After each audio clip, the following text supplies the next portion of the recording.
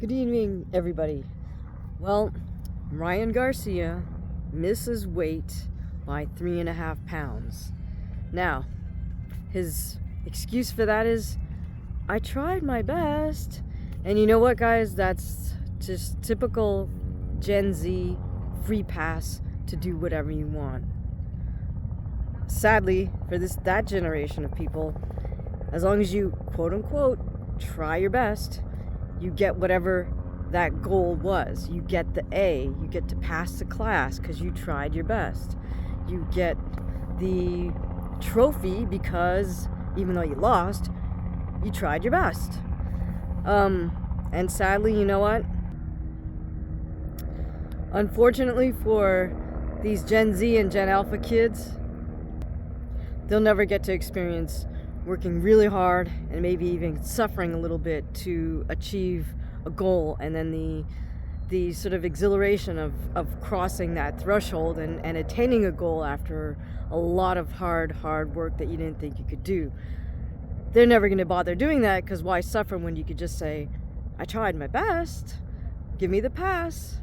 Yeah, okay, so, but let's look specifically at Ryan Garcia's weight miss. What are the consequences? Well, none for Ryan, because one, whatever fine he had to pay, he seems to feel like, it's, in his words, right, it's light work, whatever the fine was. So the monetary penalty is nothing to him. The bigger penalty, as far as the boxing world is concerned, is Ryan does not get to vie for any of those boxing belts. But here's the catch. For Ryan Garcia, belts are completely irrelevant in terms of his draw power.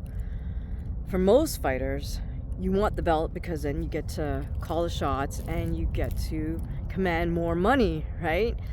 You're in that position, you earn that position to make serious money. Well, Ryan's in a position where it doesn't matter whether he has the belts or not, because a lot of his income can come from sources that are just running parallel to boxing. In other words, because he's got such a huge following, he can do collaborations with brands such as Young LA, and I'm sure he's got a few other ones going, that likely compensate him incredibly well because they know he can put their label out there. In addition to that, I imagine Ryan's got other things going that we just don't know about, or that he doesn't talk about a lot publicly. So the belts are irrelevant. It's really, neither one is really a penalty to him. I'm sure he just considered that before he just said, you know what, I don't feel like making weight. I'm good like this. Let's just get within 5 pounds and we'll call it a day or a night or whatever it was. But you could tell by looking at his face when he stepped on the scale for the fake weigh-in that he wasn't really sucked dry. Like, he didn't go to the ends of the earth to even try to make the 140. I imagine he just planned to get within a reasonable number of pounds where he knew Devin's not gonna kick up too much of a fuss, and then still have the fight happen and Ryan doesn't have to suffer. Now, I do hope you guys know that was a totally fake weigh-in, right? Like, boxing's trying to copy the UFC in that they have the official weigh-ins earlier in the day, to just to allow the fighters to get it over with and start rehydrating. And then they create this thing called a weigh-in event later in the day to maybe, I don't know, did they sell tickets for that event? But they certainly might have tickets that they give out, so people have to sit in specific seats, and they're trying to create an event out of the weigh-in. In general, because weigh-ins are run by a state boxing commission, they are public events. The public can attend the weigh-in, so the official weigh-in, that is. So you should, I don't see how they can't possibly charge money for an official weigh-in. But I don't know. I don't know if they'll let everybody in, but it's supposed to be open to the public. So my point there is like, yeah, we got to see Ryan step on a scale with his blue sweatpants on and start guzzle a beverage while he was on the scale. That was all just antics, right? I'll assume it wasn't really a beer. It was just some type of liquid in a beer bottle. Just like that whole thing of him guzzling out of a wine bottle probably wasn't wine. I don't know.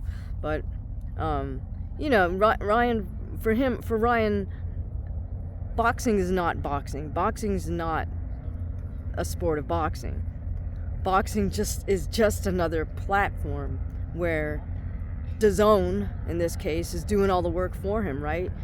They're providing the cameras, they're providing the mics, they're providing the cameramen, they're providing the distribution of the stream. He doesn't have to do any of that. All he has to do is get in front of the camera. So we're looking at a young fighter, Ryan Garcia, who just has figured out a system to use the boxing industry, use the boxing media and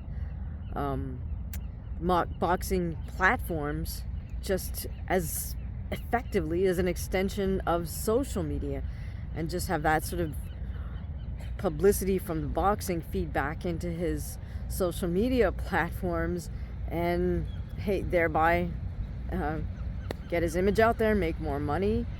And I'll assume he's going to try to leverage that to move on to bigger things, perhaps sooner than we think. Who knows?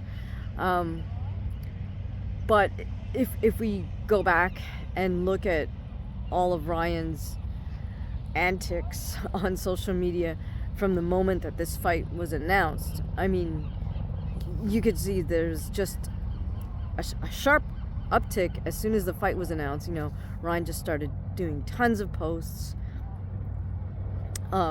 We saw him use every type of social media post, whether it's playing the victim, like I got kidnapped, oh, they took my accounts away from me, they've frozen my money, to deeply personal business where he shows us footage of himself and his family and his new baby boy, to Ryan trolling other influencers with large followings, or at least partnering up with them somehow. Like, that's when he went on Andrew Tate's platform and said something about being kidnapped.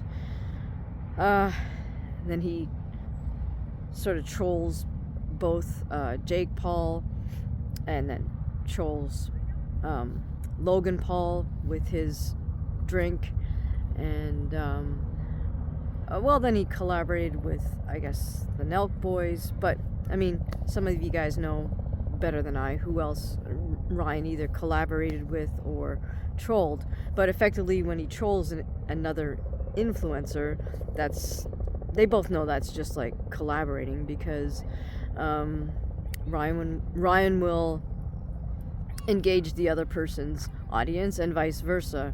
The other person's audience will get angry at Ryan and engage with that post, and that's all that matters. It doesn't matter why you're looking, it just matters that you're looking, or posting, or replying, or commenting, whatever it is, right? That all feeds everybody's algorithms, so everybody's happy at the end of the day. Then of course Ryan just continues to make sort of outrageous posts, so we'll all turn and look at the car wreck, right? But I think it's all incredibly calculated.